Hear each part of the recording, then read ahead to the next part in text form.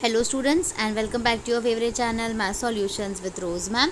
और आज की क्लास में बच्चों हम करने जा रहे हैं एससीईआरटी की पठन अभियान की गतिविधि पत्रक क्रम संख्या 6262 कक्षा 6ठी से 8वीं के बच्चों के लिए। और डेट है इस वर्कशीट की 4 अप्रैल 2022। ठीक है। और आपकी ये कौन सी वर्कशीट है? हिंदी की वर्कशीट है आज की ये हमारी रीडिंग कैंपेन के अंदर।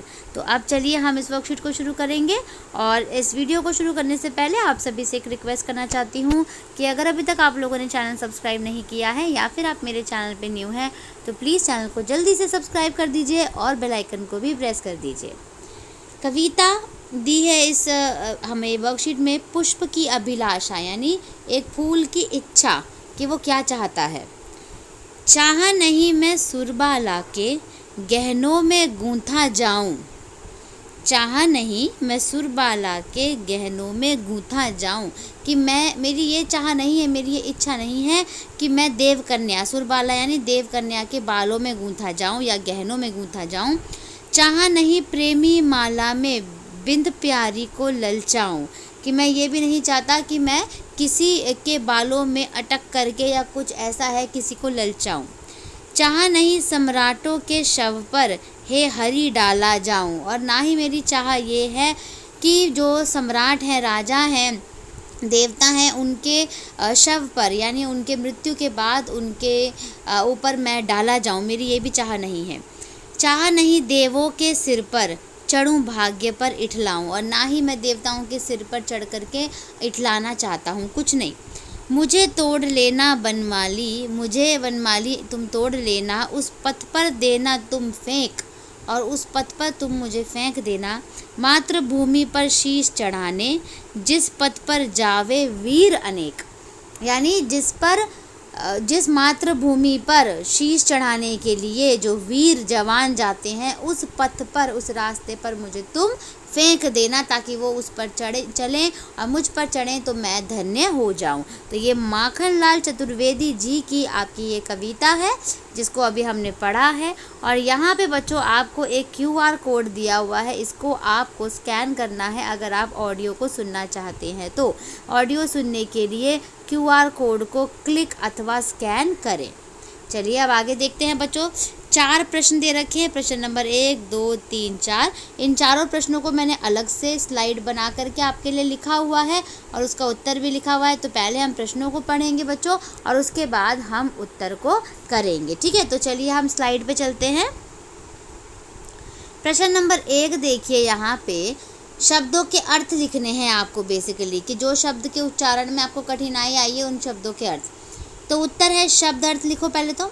सुरबाला यानी देवकन्या, गूंथा अच्छी तरह से गढ़ा हुआ, चाह इच्छा 3 हो गए, इठलाऊं इतराना, शीश सिर, पथ रास्ता, बिंद अटकना। ठीक है, तो ये आपका क्वेश्चन नंबर 1 जो है वो आपका यहाँ पे डन हो गया। इस 7 के साथ जो है आपको शब्द अर्थ यहाँ पर ये लिखने हैं। ठीक है, ये स्लाइड आपकी कंप्लीट हो गई। आप चलते हैं क्वेश्चन नंबर 2 पे। क्वेश्चन नंबर 2 है बच्चों, पुष्प की क्या अभिलाषा है और उसकी इस इच्छा का क्या कारण है।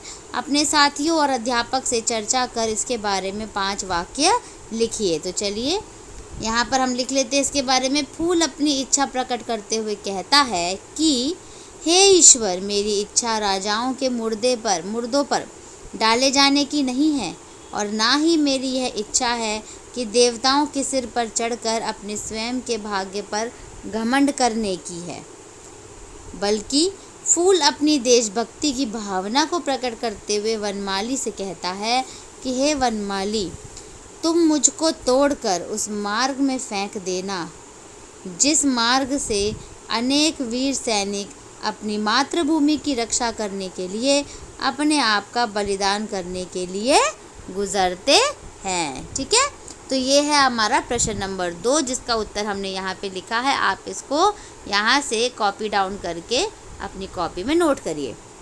इसके बाद देखते हैं प्रश्न नंबर 3। पुष्प शब्द के किन्हीं 3 पर्यायवाची शब्दों को लिखिए। उत्तर है इसका, पुष्प का पर्यायवाची फूल, सुमन और कुसुम। ठीक है, इन तीनों का मतलब ही बच्चों पुष्प है, इसलिए ये पुष्प के पर्यायवाची शब्द है, ये लिख लीजिए आप। इसके बाद चलते हैं प्रश्न नंबर 4 पे। इसको 4 कर दीजिएगा, यहाँ पे गलती से इधर 3 हो गया है, प्रश्न नंबर 4 कर दीजिए इसको।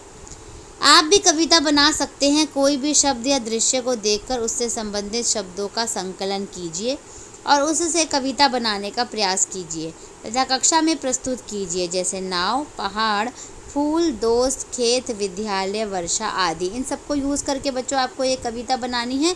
तो मैंने एक छोटी सी कविता बनाई है, पता नहीं आपको पसंद आएगी कि नहीं आएगी, बट मैंने कोशिश करी है कविता बनाने की।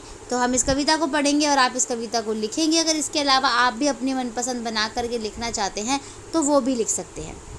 कविता।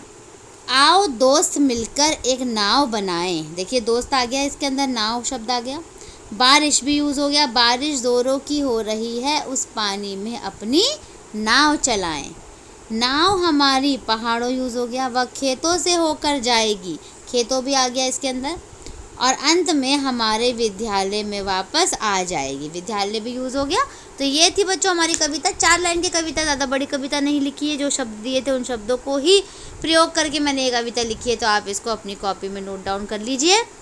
तो चारों के चारों प्रश्न हमने कर लिए यहाँ पे। इसी के साथ हमारी आज की वर्कशीट यहीं पे कंप्लीट होती है। वीडियो कैसी लगी, ये पोएम कैसी लगी, आप मुझे कमेंट करके बताइएगा। मुझे आपके कमेंट का हमेशा इंतज़ार रहता है। वीडियो को लाइक, शेयर एंड चैनल को सब्सक्राइब कर दीजिए। फिर मिलेंगे हम नई वीडियो में नई वर्कशीट के साथ। Thank you students.